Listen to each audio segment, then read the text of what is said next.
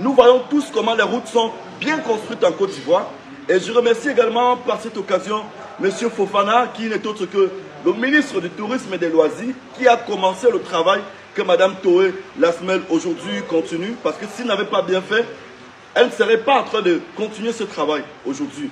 Donc, pour tous les Camerounais qui me critiquent, pour tous les Camerounais qui pensent que je suis venu en Côte d'Ivoire dénigrer mon pays et tout, sachez que ce n'est pas le cas.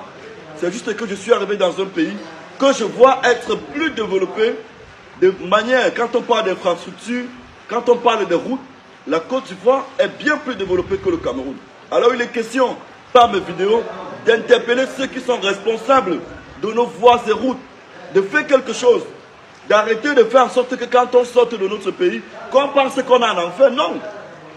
Le Cameroun, ce n'est pas l'enfer. Vous avez des budgets. Des budgets. Je parle des budgets astronomiques pour arranger nos routes.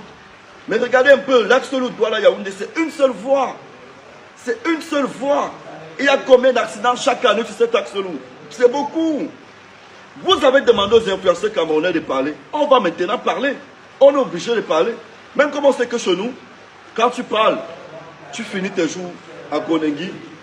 Si je me retrouve là-bas aujourd'hui parce que j'ai décréé quelque chose qui peut aider mes enfants demain, j'ai décréé quelque chose qui peut réduire le nombre d'accidents sur nos routes, j'ai décréé quelque chose qui peut participer au développement parce que, je le dis toujours, où la route passe, le développement suit.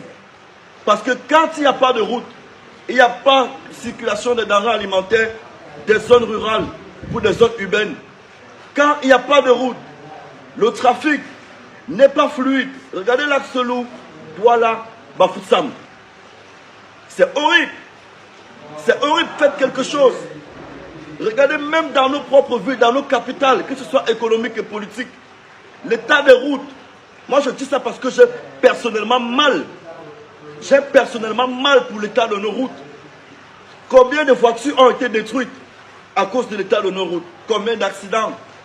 Combien de personnes ont perdu la vie à cause de l'état de nos routes? Excusez-moi, excusez-moi. Si quand je suis arrivé en Côte d'Ivoire, l'état de route a débloqué ma voix.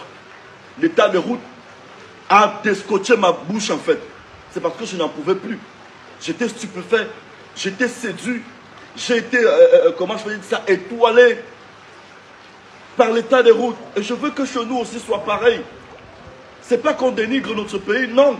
Personne n'aime le Cameroun que moi. Posez-vous des questions. J'ai des moyens pour m'installer en Europe. Je suis diplômé. Je suis intelligent. J'ai de quoi m'installer en Europe. C'est pas payer le billet d'avion, payer tout ce qu'il faut pour aller s'installer en Europe qui me dépasse. Non. J'ai eu même des propositions, mais j'ai refusé parce que il y a tout au Cameroun. Le Cameroun, on le dit, c'est l'Afrique en miniature. Mais rendons véritablement ce Cameroun Afrique en miniature. Moi, j'ai une entreprise. J'emploie au moins 5 Camerounais. Je paye mes impôts. Si je n'aimais pas mon pays, je n'allais pas le faire. Mais ne m'empêchez pas de dire ce que j'ai vu qui n'est pas bien, qui peut servir notre pays.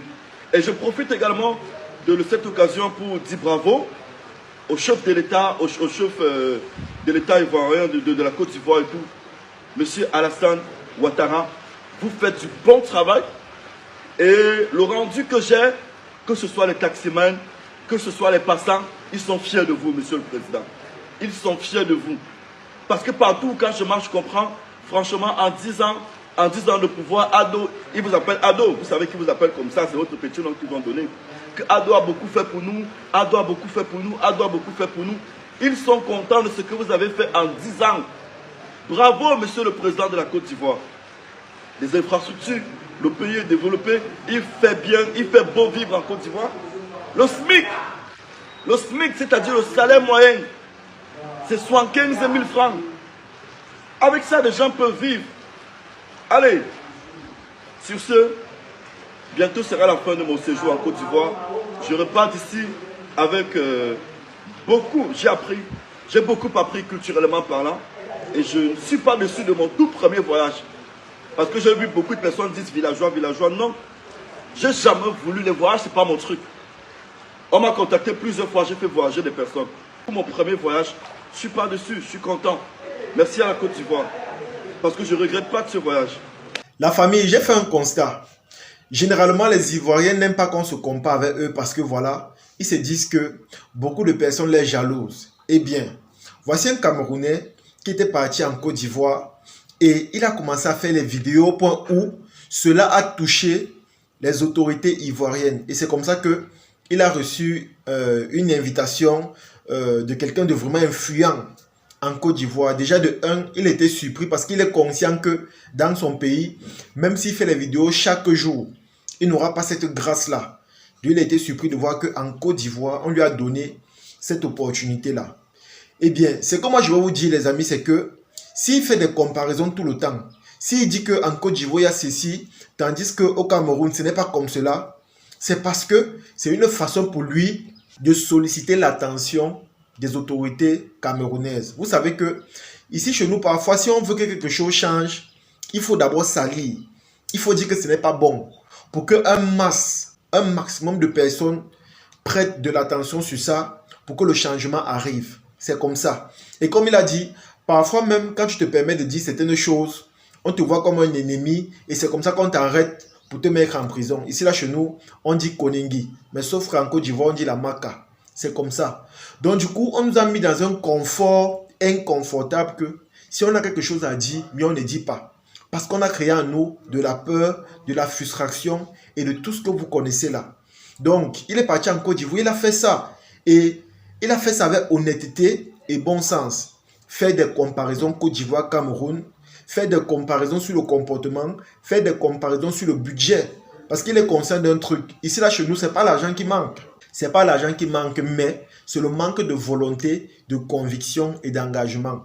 Je le dis parce qu'on va voter les budgets, mais les gens vont prendre ça pour l'utiliser à des fins personnelles. Et là, ce n'est pas bon. Je me dis que ce n'est pas de cette façon-là qu'on construit un pays.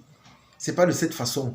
Il est par exemple parti en Côte d'Ivoire, il a vu qu'il y a beaucoup de routes goudronnées, des immeubles. Ça, c'est la preuve qu'en Côte d'Ivoire, ils ont le respect pour le développement. Ils sont patriotiques. Ils sont vraiment patriotiques parce que quand un projet est élaboré et quand un budget est mis en place, cela est utilisé à des fins, on va dire quoi, nationales. Parce que c'est pour le bien de la population, c'est pour le bien-être de tout le monde. Ce n'est pas comme dans certains pays où on vote des énormes budgets. Mais vous allez voir que les projets, on ne les voit pas. Ce n'est pas réalisable. Mais chaque jour, on vote les budgets, on vote les budgets. Et c'est la raison pour laquelle vous allez voir, les étrangers se basent de ça pour se moquer de nous chaque jour. Et ça avait raison. Ça avait raison parce que nous-mêmes, on voit que ça ne marche pas, mais on ne peut pas parler. On ne peut pas parler. Moi, j'ai beaucoup apprécié sa vidéo parce que la comparaison là, elle est vraiment importante. J'ai remarqué qu'en commentaire, la plupart des Ivoiriens me disent tout le temps que arrêtez de vous comparer à nous, ne faites pas ceci, ne faites pas cela. Sachez que c'est une bonne chose parce que le but ou encore l'objectif de cette comparaison là est d'attirer l'attention des autorités, de chaque citoyen dans son pays pour que le changement surgisse. C'est comme ça. Parce que nous sommes conscients qu'en faisant des vidéos comme ça, ce qui est sûr, ils vont voir. Et quand ils vont voir ça, ils vont se sentir ridicules au point où soit ils vont t'arrêter, soit ils vont, c'est-à-dire agir pour le changement là.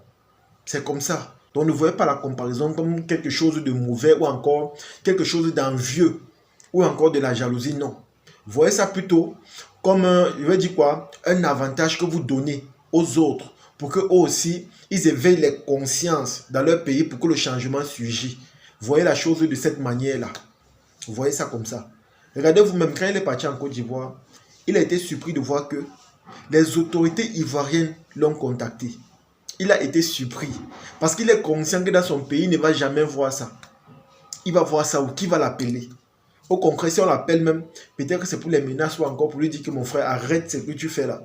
Donc du coup, il est simplement émerveillé, il est étonné. Et moi, j'ai remarqué que tous les gens qui côtoient la Côte d'Ivoire, quand ils reviennent dans leur pays, je vous assure, d'un côté, ils deviennent ivoiriens.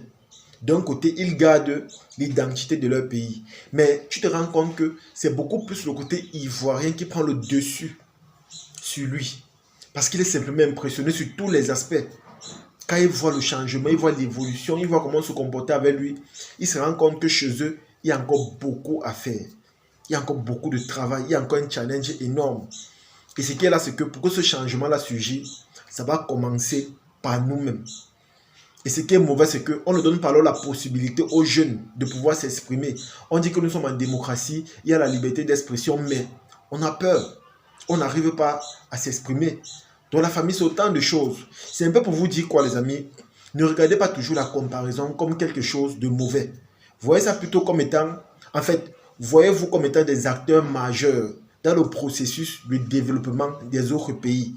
Je le dis pourquoi? Parce que si par exemple, vous partez dans un pays d'Afrique et que voilà, vous voyez qu'il n'y a pas les autoroutes, il y a encore les problèmes de lumière, d'eau, et que vous partez par exemple en Côte d'Ivoire ou encore en Afrique du Sud ou en Algérie ou même au Maroc, et vous voyez que là-bas, le développement suit. Quand tu es là-bas, tu as l'impression d'être dans un pays de l'Occident. Ce qui est sûr, les amis, ce qui est sûr, quand tu vas voir ça, tu vas te sentir mal. Tu vas te poser les questions à savoir, mais pourquoi dans ton pays, le changement n'est pas pareil? Pourquoi les jeunes se plaignent? Pourquoi les gens ne sont pas à l'aise? Donc, ce qui est sûr, ça va te pousser à te rebeller ou encore à te révolter, à te disant que voilà, pourquoi chez nous c'est comme ça? Pourquoi on a l'impression qu'ailleurs c'est le paradis et chez vous, ou encore chez nous, c'est l'enfer? Voilà autant de questions qu'on se pose, les amis. Voilà autant de questions. Et c'est la raison pour laquelle moi, je passe constamment le temps, quand je fais mes vidéos, à faire des comparaisons. C'est dans le même objectif que ce jeune frère camerounais. C'est-à-dire pousser les autres à copier le bon exemple ou encore à être conscient de ce qui ne va pas pour qu'on puisse remédier à la situation. Les amis, c'est très important. C'est vraiment important. Je pense que quand on est influenceur, on se doit d'apporter notre mot à dire ou encore de construire notre édifice. C'est-à-dire on doit mettre la main aussi pour que la chose soit bonne ou encore pour que ça se perçoive de la meilleure des manières. Donc le simple fait d'être influenceur, tu dois te retrouver comme étant un porte-parole ou encore la voix des sans-voix. Parce que tu as une communauté, tu as de l'audience et à travers ça, tu sais que ton mot à dire aura de l'importance ou encore de la portée suite à un problème social ou encore à un conflit dans ton pays. Donc les amis, c'est un peu ça. Comme je vous ai dit, je suis très content de voir des vidéos pareilles parce que ça part dans le même sens que moi. En fait, ça part dans le même sens que ce que je pense généralement. C'est-à-dire, quand ça ne marche pas chez toi, n'aie jamais honte de copier le bon exemple ailleurs pour améliorer ce qui ne donne pas chez toi. Et comme j'ai dit, ne voyez pas ça comme des signes ou encore des actes de faiblesse, mais voyez ça comme une façon d'apprendre. Voyez ça comme de l'apprentissage dans le but d'éveiller les autres consciences pour que le changement suive. Parce que ça ne sert à rien d'être orgueilleux, mais d'être mal dans son pays. Ça ne sert absolument à rien parce qu'au final, tu te fais du mal à toi-même et tu te mens à toi-même. Donc c'est encore mieux de parler pour que le changement suive, pour que nous tous on soit à l'aise et on soit épanouis. C'est de ça qu'il s'agit. En tout cas les amis, c'est ici que se termine la vidéo. J'espère que vous avez aimé. J'espère que vous avez apprécié.